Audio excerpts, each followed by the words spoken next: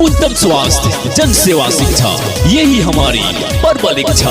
खोले अपने विवेक का नयन, अब की बार करें वीरेंद्र राम जी का चयन। जी हाँ, जिला परिषद क्षेत्र संख्या 15 प्रखंड उचका गांव से आपके दुख सुख में हमेशा तत्पर रहने वाले समाज सेवी वीरेंद्र राम जी इस बार जिला परिषद क्षेत्र संख्या 15 प्रखंड उचका गांव से चुनाव लड़ रहे हैं। आप सभी माताओं बहनों बड़े बुजुर्गों से नम्र निवेदन है कि अपना जिला परिषद इस बार वीरेंद्र राम जी को ही चुने। बात करस खड़े खड़े नाही धमकी से डरे, बात करस खड़े खड़े नाही धमकी से डरे, करेले खुला नया होके न दिले अन्याय। वीरेंद्र राम जी होके न दिले अन्याय, वीरेंद्र राम जी होके न दिले अन्याय।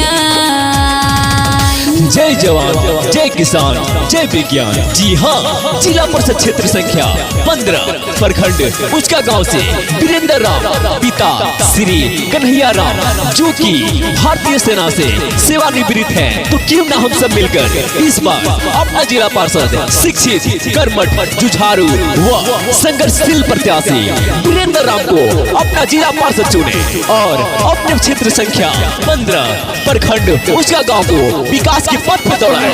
जात पात भेद भाव सगरो मिटाई, जनता के सेवा करस दिल में बिठाई, दिल में बिठाई, दिल में बिठाई। चाचा केहू के न कहेले कि थाना पजाई, कके पंचायत भैया दिले निपटाई।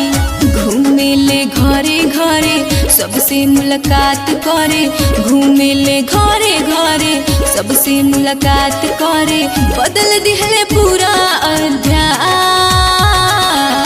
होके न दिले अन्याय। वीरेंद्र राम जी होके न दिले अन्याय, वीरेंद्र राम जी होके न दिले अन्याय। सबको इज्जत, सबको सम्मान, अमीर गरीब एक समान। जी हाँ, अगर आप भी चाहते हैं क्षेत्र संख्या 15 प्रखंड उचका गांव विकास के पथ पे दौड़े, तो इस बार ना भूले ना भुलाए, सभी को यही बताएं अपना जिला पार्षद यानी वीरेंद्र राम जी को बनाए, स्वास्थ्य, जन सेवा, शिक्षा का लाभ उठाए। हाँ हाँ, नेता न हुए तो हुए राउर बेटा, एक दिल इंसान हुए सब कर चाहेता, सब कर चाहेता, सब कर चाहे। बाबा सुने ले बात कोनो रुके नहीं पाओ, करे ले दुआ सुखी रहे उचका गाँव। केहू ना इनसे बड़े ना कोनो काम टोड़े, केहू ना इनसे बड़े ना कोनो काम टोड़े, बने है ना पद के व्यवसाय होके ना दिले अन्याय।